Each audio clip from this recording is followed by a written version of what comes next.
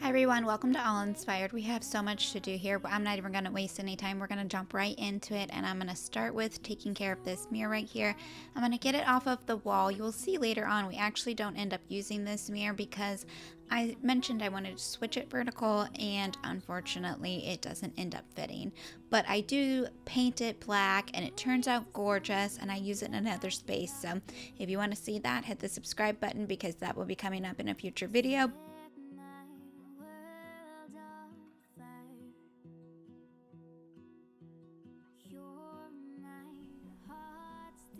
This mirror is actually quite heavy, but I'm glad I got it out of there. I was surprised I did it all myself, but I'm super proud. And now I'm going to take off this towel rack. It's just outdated. I want one of those little hooks. I think I'm going to order some on Amazon. You can just put one single hook and then you just hook the towel right on it, and it kind of just you don't have to fold it to get it on the towel rack. It just hangs, and so it dries out really nicely, and so I really like that idea better, and so I think that's what I'm going to do. But I really want to get this outdated one off of the wall, and so I'm going to pull it out, and then I'm going to start filling these holes. So you can see I have like putty. I think this is supposed to be for wood. Either way, it was not drywall, and my husband came in and was like, yeah, everything looks great, but you could have made life a little bit easier.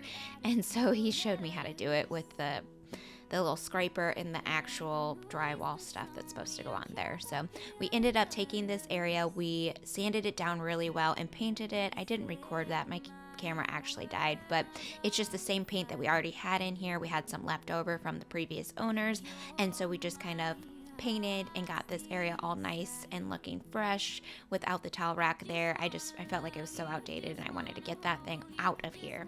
We are going to get this light fixture switched out too. My husband went ahead and clicked off the power, but I feel like this light fixture is not made for in here. If you can see up at the top on the ceiling, there's burn marks. And I think that this light fixture is supposed to be in a bathroom or wherever where there's more room between the ceiling and the light fixture. It just seems like, and maybe we could have moved it down a little bit lower, but it would have been really cramped in there.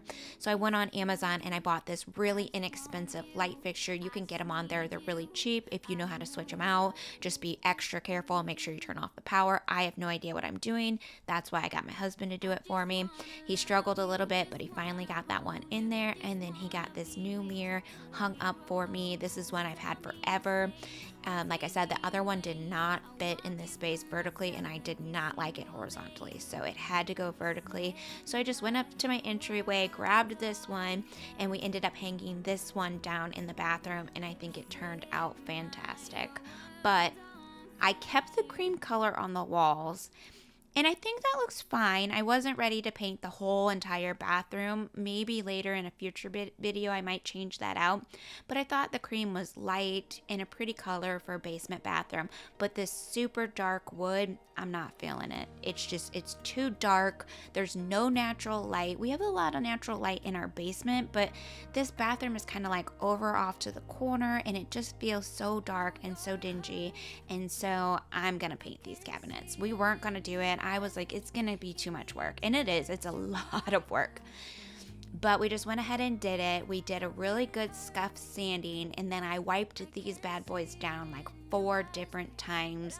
I use the multiple towel method. If you guys are new to my channel, that's where I grab a bucket, I put multiple towels in, I bring a fresh towel out, and then I clean it. I do not put my dirty towel back in my bucket, but I just went over this several times, just got all of that dust off of there, made sure that there was no debris at all whatsoever, and then I start going over with my primer coat. And so I did 2 coats of primer. I sanded in between each coat of primer, and then I did my top coat, and I chose the Behr self-leveling paint in the frost. It's just such a beautiful crisp white color, and I really loved it. And the fact that it was self-leveling really works out for the cabinets. And I specifically used cabinet paint, but it's that self-leveler that makes it look so professionally done, and it makes it look like it came like that. And so that's what I went ahead and did. Look at my cat. She is something. Wherever I am, she is. Like, It's just the way it is. She's the sweetest cat. She chose us. We didn't choose her. We actually just, she was a stray and we took her in, but we were actually trying to find her a home for a while, and yeah, she just stayed with us, but she's the sweetest. I kind of did this backwards on the side. I don't know why I trimmed it out and then rolled it, but I decided on the front I was going to go ahead and do it the right way, and I kind of went in all of the edges. I am kind of painting here, but as I discovered as I went on that you shouldn't really paint. You should kind of just push the paintbrush, like kind of dab it down in those areas, because when you paint it leaves those brush marks, and then you have to do more sanding in between coats if you don't want to have those brush marks. So on this first coat, lesson learned, but then on my second and third coat I realized it was better to kind of dab it in those little creases rather than brush it along. But I go ahead and get this first coat. I'm not going to bore you guys. The first coat always ends up like that's where you see what it's gonna potentially look like. So you're not gonna see me do 3 coats of that. I am gonna show you this first coat. We're gonna get this on, and then I will show you getting all the hardware and stuff, and you'll see the full transformation. It always looks a little crazy after the first coat, but that's why I knew going from such a dark wood to such a light color, I was going to have to do 3 or 4 coats. I was fully prepared for that when I went into it. And so after I get all those little creases, I go back over with the roller. That just gives it that smooth, finished look, and then the self-leveling just levels it all out so that it doesn't look like streaky or anything. It just looks like a finished piece.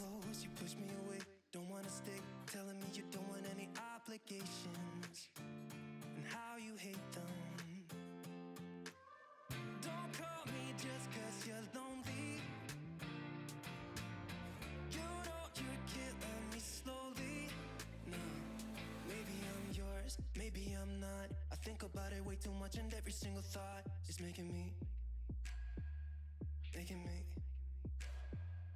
Give me something straight from. Now that I got the vanity all painted and fresh and clean, I'm going to get the rest of the bathroom freshened up. I'm going to start with this mirror and get it wiped down, and then I'm going to get the counter all nice and wiped up and clean. I just want a fresh start. We've been sanding in here, and there's just been dust and things like that in the air, and so I just want to make sure I give it a real good final wipe down before I get all the decorating done.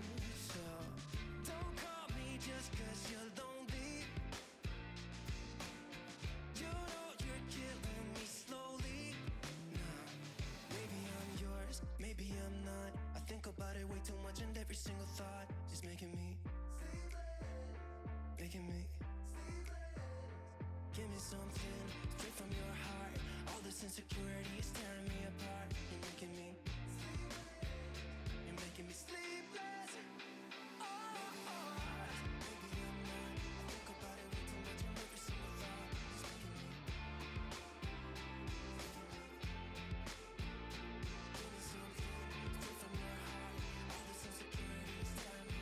So I went out, I grabbed these from Dollar Tree. They actually have some pretty good containers. They have the little grippy things on the bottom, so that's wonderful. Love that. They're matte black. They have this little textured bottom, so awesome. Love these. Anyways, I'm just gonna go ahead and clean them up real quick.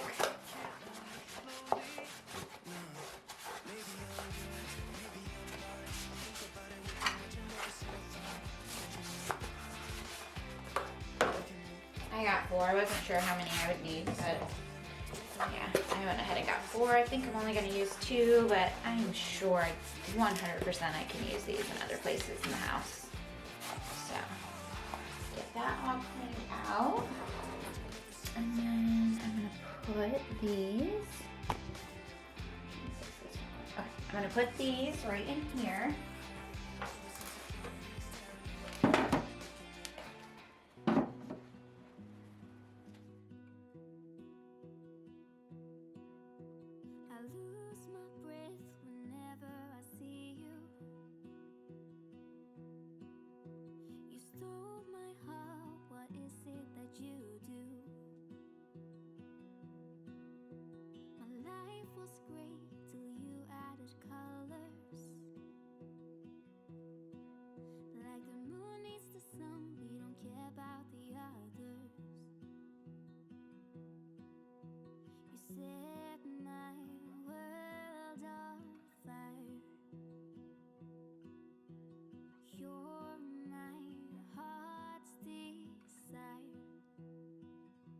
So in here I just have some toothbrushes, toothpaste, some makeup wipes, and this, it smells so good, the lavender. I picked this all up at Dollar Tree.